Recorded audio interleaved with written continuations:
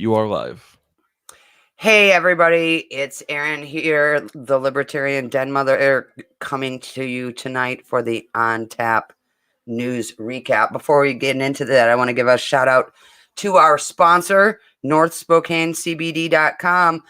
If you're looking for quality CBD, no nastiness, verified, tasty, pure, good, delicious bud, and other CBD products, check out NorthSpokaneCBD.com. Don't forget to use discount code DRUNK, DRUNK, when you're checking out. It'll save you some money, and they'll know that you heard about them here. And that's really important to us. So, NorthSpokaneCBD.com for all of your tasty CBD needs.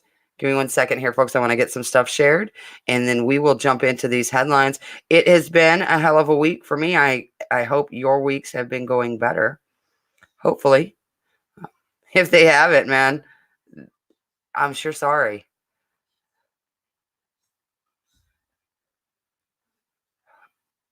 We've got some interesting headlines tonight. We're going to talk about a variety of different topics. Hopefully, you'll find one that you really like. If you don't, I mean, the news will be back on tomorrow. I want to start with my favorite headline of the night, and it's coming to us from CNN. 1 dose of a magic mushroom drug reduces anxiety and depression in cancer patients, study says. Well, no shit. Terrence McKenna was talking about this shit for years. The government's known about it for years. Most libertarians have known about it for years. This is not news. The story says a single dose of the compound found in magic mushrooms provides long-term relief of anxiety and depression in cancer patients, a new study finds. In fact, cancer patients who were given the substance reported reductions in anxiety, depression, hopelessness, demoralization, and death anxiety more than 4 years after receiving the dose in combination with psychotherapy. Our findings strongly suggest that the therapy is promising means of improving the emotional, psychological, and spiritual well-being of patients with life-threatening cancer, said Dr. Stephen Ross, Associate Professor of Psychiatry in the Department of Psychiatry at NYU. The findings build on improvements first reported by the team in 2016, in which 29 patients with cancer-related anxiety and depression were given either a single dose or a vitamin placebo called niacin. 7 weeks later, they were given the opposite. This was in combination with 9 psychotherapy sessions. By 6.5 months after all patients had received the substance, about 60 to 80% showed clinically significant reductions in depression, anxiety, and existential distress, and improved attitudes toward death. 15 of the original participants were then followed up 3.2 and 4.5 years later and showed sustained long-term improvements, with more than 70% of them further attributing positive life changes to the therapy's experience, rating it among the most personally meaningful and spiritually significant experience of their lives, according to the study published Tuesday in the Journal of Psychopharmacology.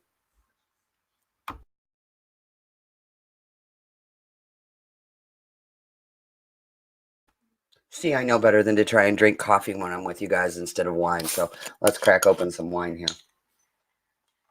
And we'll jump on to the next headline. I'm going to save my favorite headline, kind of favorite headline of the night for last, knowing that I'm preaching to the choir and that every libertarian who's watching is going to hear it and go, well, no shit. But we're going to save it for last. So the next headline tonight. This is election 2020 stuff. Libertarians' favorite stuff to talk about, rigged elections, right? Did Amy Klobuchar help send an innocent teen away for life? This one's kind of the potentially shocking headline, right? Because most people who see Klobuchar somewhere, she comes off as this really sweet, kind of naive woman.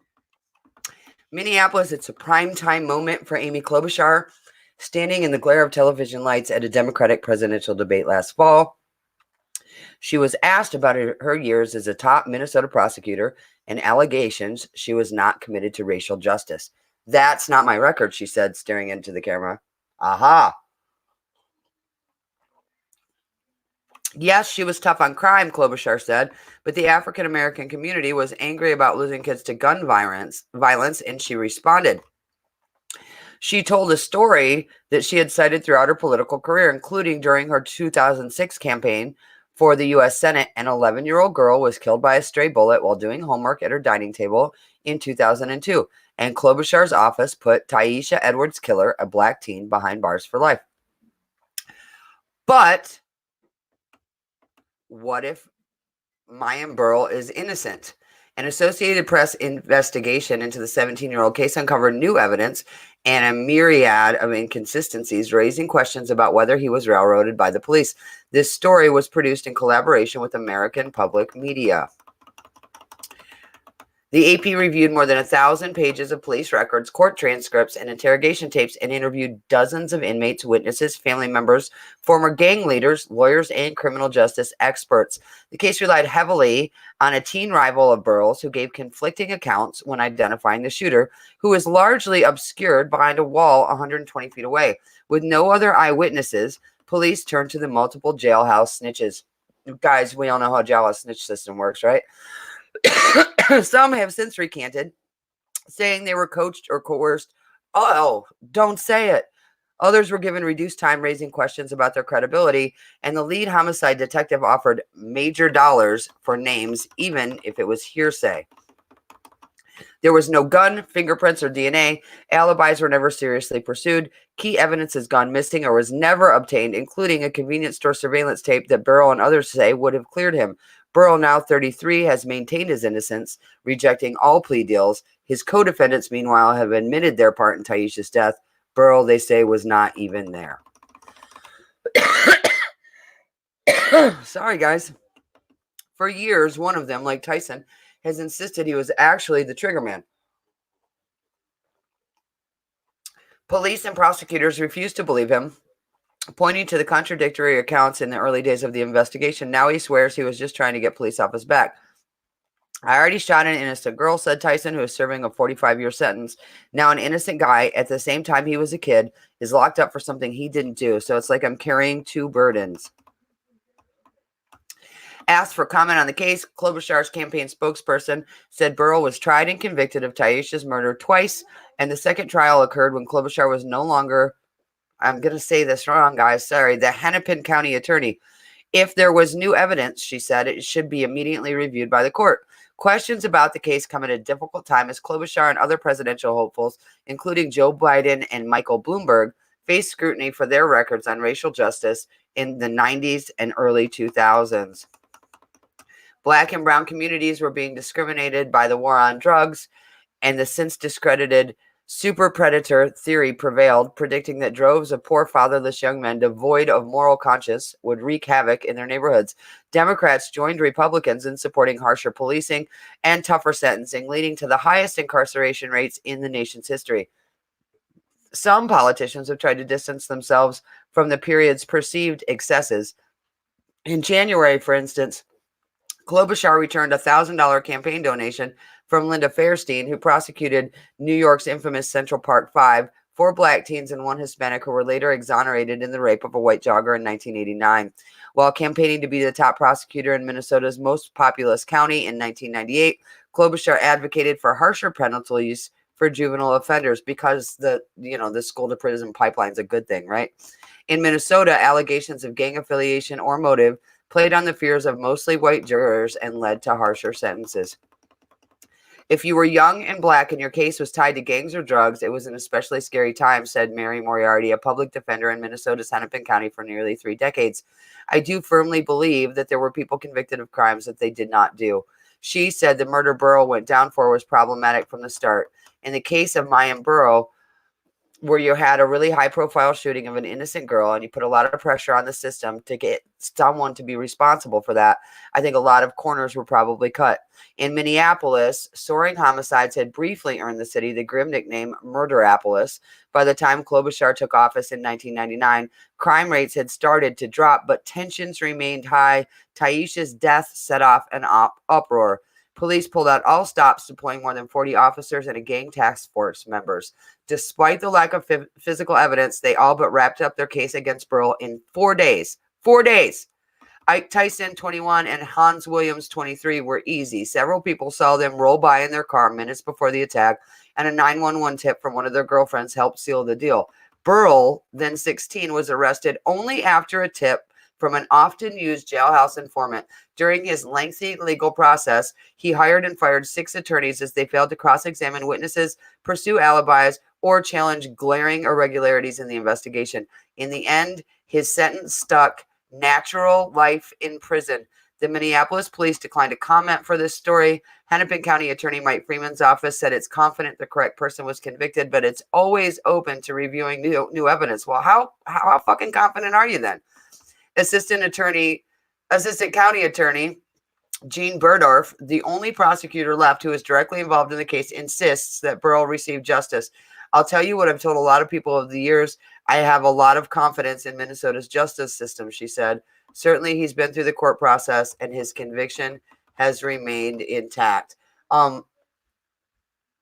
Because going through the court process and being involved in the legal system is always a guarantee of a correct outcome, right?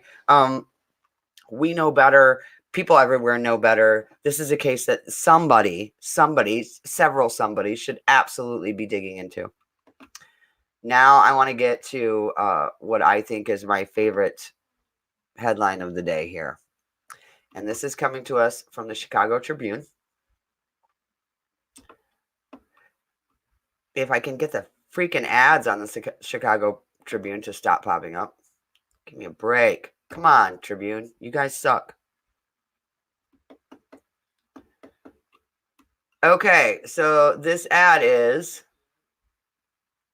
or this article, WeatherTech's mascot dog had aggressive cancer. Now scouts in a new Super Bowl ad raising money for his doctors. Last year at this time, the star of WeatherTech's now annual Super Bowl commercial was Scout, the company's CEO's golden retriever. Scout looked happy and healthy as he showed off the Bolingbrook Automat Company's new line of non-toxic pet bowls. But in early July, the dog listed as 7 on his Instagram account suddenly collapsed. Doctors discovered a tumor at the base of his heart that was constricting his blood flow and would soon kill him, and he was rushed to the University of Wisconsin School of Veterinary Medicine, said Mark Markle, the school's dean. Fast forward to this year's Super Bowl, where Scout will once again star in WeatherTech's ad. It's called Lucky Dog, and it's CEO David McNeil's way of saying thanks, with a commercial that'll cost some $5.5 million to run, to the vets that saved his beloved Pooch's life. The ad, voiced in the persona of Scout and released by the company Tuesday, tells us of his journey from star to patient with about a 1% chance of survival. It's got lots of shots of the handsome blonde dog on the UW machine where he received radiation therapy and happy looking on the beach in Florida. And it makes an overt plea for people to donate to the Wisconsin Medical School. Scout's prognosis was very grave, even for short-term survival, Markle said in a phone interview on Tuesday. But an aggressive course of radiation therapy plus chemotherapy and immunotherapy was able to shrink the tumor and is combating reoccurrence, said the dean. And Scout seems to be back to a high quality of life while he continues with treatments in Madison. My other dogs have died from cancer. I've had enough of cancer taking animals away from me, McNeil said in an interview. Scout was 6. We said, okay, he's young enough, he's strong enough, let's fight for him. McNeil was so taken by Wisconsin's success in treating Scout, within 6 weeks the tumor had shrunk by 78%, and then it shrank another 50%, that he started to think about using a Super Bowl platform to amplify the work done at the Madison School and the fight against cancer in animals generally. Rather than just donate the cost of the ad to school, he is betting, he said, that he can leverage that $6 million and turn it into more money for the veterinary school's oncology department, plus more awareness for the cause. We as humans need to be the dog's best friend and help dogs survive cancer, he said. When an animal cancer is cured, there's a high likely chance that those same techniques and protocols will also filter up to human cancer treatment. Markle said that this is already true and that the tomotherapy machine used to treat Scout's cancer was first tested on dogs and is now widely used in fighting human cancer. As for the cost of saving Scout, Markle said he doesn't focus on the billing end of the business, but it would have been a pittance compared to what such treatments would cost for human patients. We're a tenth or a hundredth of the cost in veterinary medicine, he said, because there are rarely insurance companies involved. Let me read that line again. Because there are rarely insurance companies involved, they are a tenth or a hundredth of the cost. You have to structure it in a way that people can afford it. Who knew, right? He said that the clinic sees more than 28,000 patients a year, and it's not unusual these days for people to spend thousands on their injured pet. At the same time, he agreed that there's a larger conversation to be had about the comparative cost of treating animals and people. McNeil said the cost to treat Scout, who still gets regular radiation treatments, is over $20,000, probably in the mid-20s at the moment. But remember, he's had an awful lot of stuff done. Radiation treatment every day, all kinds of human chemotherapies, anesthesia, experimental immunotherapy, and multiple CT scans, probably 5 or 6. I'm investing heavily in Scout's future, he added. Not unlike most people, if you have the money or a little credit line, you're going to do what you can to save the animal. As for Scout, his Instagram account says product development and resident good boy for @WeatherTech. In addition, he loves a good time and the ladies, and is a toughie fighting cancer. The commercial will be keeping with a new wave of Super Bowl advertising that highlights good deeds in the world and suggests ways to contribute. But at the same time, it matches the suburban Chicago's company's tradition of doing things with more of a homegrown feel and narrow focus. I mean, who's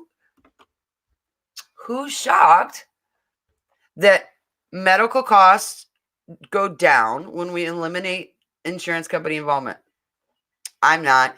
I know that the fine people at the Surgery Center of Oklahoma, cash basis surgery center, doing amazing work. I know that they're not shocked. I know that grassroots medical, Dr. Hale, and what she's doing in Tulsa, also cash basis healthcare. I know she's not shocked. We have libertarians involved in cash basis healthcare. Come on, guys. There's a lesson here hiding. Hopefully people will read the article about this sweet, adorable, good boy getting better and tune in to the fact that insurance companies are the devil, right? Sorry, Goldstein, they are. All right, folks, that's it for tonight. This has been the On Tap News Recap. Please, please, please, if you're shopping for CBD, flower, tinctures, concentrates, check out NorthSpokaneCBD.com. Don't forget to use the discount code DRUNK. That's DRUNK. When you're checking out, we'll save you a little bit of money. I'll see you all next week.